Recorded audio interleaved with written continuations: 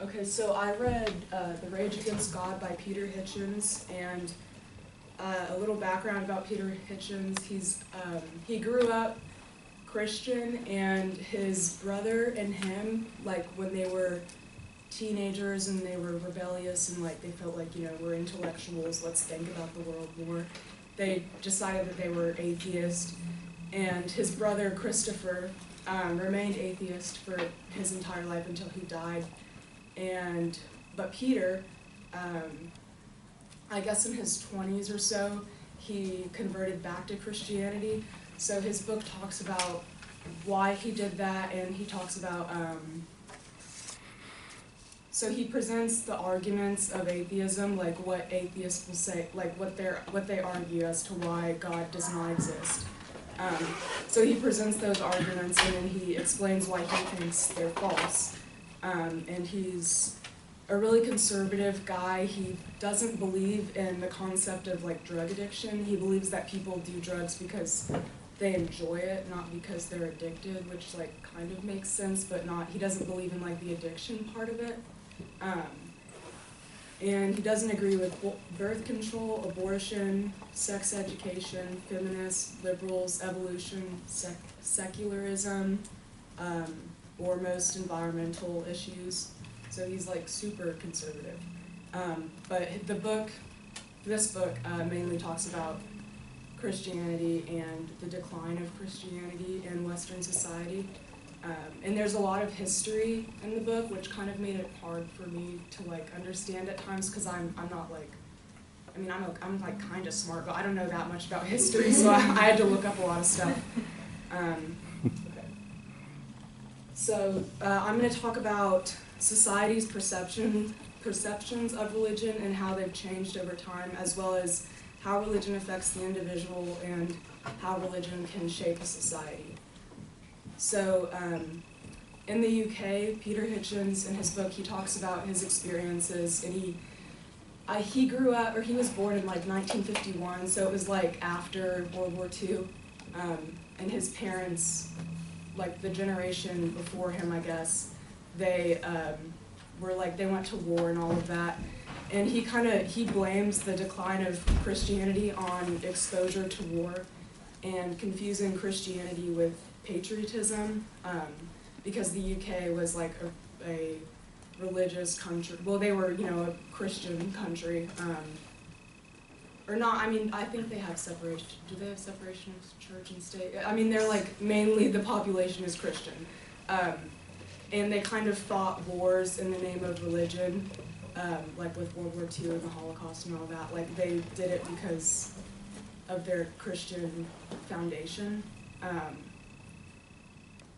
But he blames the decline of Christianity on the exposure to war, and he just believes that it made people less faithful, and it just made them like more likely to change their beliefs and end up like being atheist or agnostic or something like that. And in America, it's kind of, I was trying, because he talks about his experiences in the UK, so I was trying to think about, well, what about the decline of Christianity in America? And I kind of concluded that for America, it would have more to do with like the fact that there's so many different cultures in one nation, and we're exposed to all these different beliefs and ideas every day, and that just results in less people being religiously affiliated, and they're more likely to like change their ideas from what they learned as a child or whatever. But even so, we're still a predominantly Christian nation. And this shows so the silent generation, 1928 to 1945, 85% of people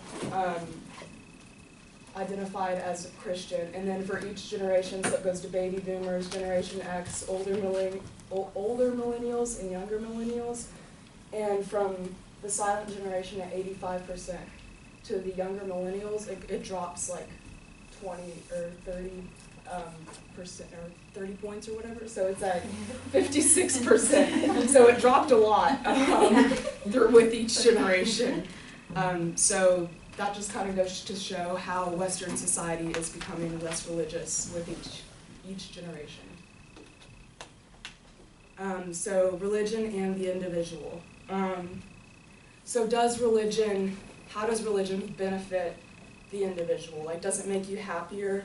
Does it make your life like easier because you have this, because you have like a foundation and like something to believe in and to keep you going? I read an article by Psychology Today, and it kind of said that, well, okay, so it's hard to measure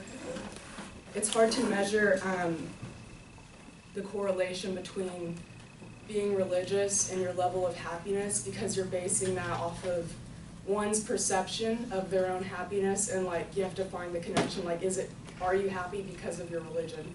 So it's kind of a hard thing to like study, but in this article by Psychology Today, they said that there's more of a correlation to happiness and being religious.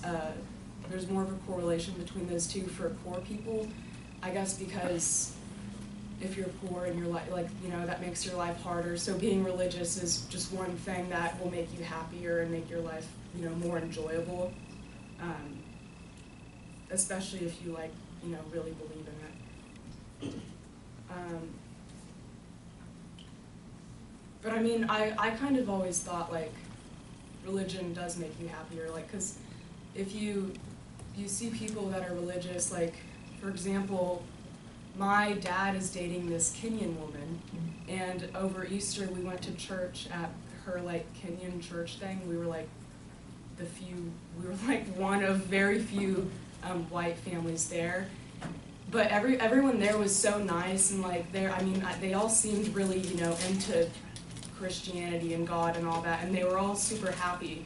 And it kind of just makes me conclude that, like, you know, being religious, if you really wholeheartedly believe, like, that is going to make you happy, and it, you know, I don't know, it just like improves your feeling of well-being and stuff. And it's as if they need nothing else. All they need is their belief in God to be happy. Also, I don't know if anyone has seen the Netflix documentary, like, series, Wild Wild Country. It's about this cult in Oregon. Well, it was in India, and they wanted to make, like, a commune in America, and they moved it to Oregon, and there were, like, 10,000 people living in this commune in this really small town, and, like, the documentary shows clips of these people worshiping their leader, who was like this Indian man with a really long beard named Rajneesh. And they just are all so happy, and like apparently they weren't doing any drugs, which I find hard to believe, because like they were having a great time. So I don't know, and they really believed in like Rajneesh and like this God man. And he was like all they needed to be happy. So I think it's kind of amazing how much like religion can move a person and make them happy or cry, or, you know, just it makes them feel all these emotions, and I think that's kind of cool. So basically, for religion and the individual, religion is really personal and it can't be forced. Some people who grow up with strongly religious families, it feels natural for them to believe wholeheartedly. But some people have different experiences that lead them to change their beliefs as they grow, and they think about things more independently, like without the influences of their parents and whatever they were taught. And despite the fact that individuals don't necessarily need religion to be happy, it's important to know that religion is one path to being happy, and yeah, it's like one path to being happy. So religion shaping society. What Peter Hitchens is like, the whole purpose, he doesn't like the decline of Christianity. He doesn't like how society is changing and how there's less people that are religious. There's more people that are not religiously, or what is it, like, they're not affiliated with any religion. He doesn't like that. And he talks about, I think he was like some sort of foreign diplomat, so he lived in Russia, like Soviet Russia, for a little bit, and he talks about his experiences there. So in Soviet Russia, they wanted to completely eliminate religion.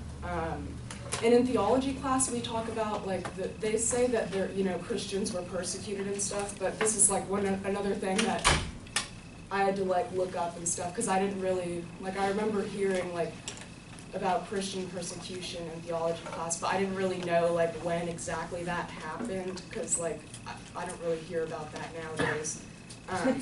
But in Russia, they confiscated church property, harassed believers, propagated atheism in schools. They killed priests and nuns. So there was like a lot of persecution against Christians, and it was because the Russian government, they didn't want their citizens to believe in God. They wanted them to believe in Russia and to believe in their country. So they basically wanted to get rid of any like rival authority that could influence their citizens. They wanted to be, the government wanted to be of the utmost authority in Russia. So Peter Hitchens, in this book, he's trying to convince the reader that the decline of Christianity is a bad thing because of how it could change society as a whole. He talks about in Russia it was like a really rough like there wasn't like common courtesy or whatever. It was kind of you couldn't trust people as easily as in a Christian kind of society. There was just a lot of distrust between everyone. And he just fears that Western society could also experience like this moral collapse as the nation veers further from their Christian foundation. So yeah, Peter Hitchens is fearful of how the government could gain more power over their people if people abandon religion and instead see government as the ultimate authority. And that's his like main idea in his book.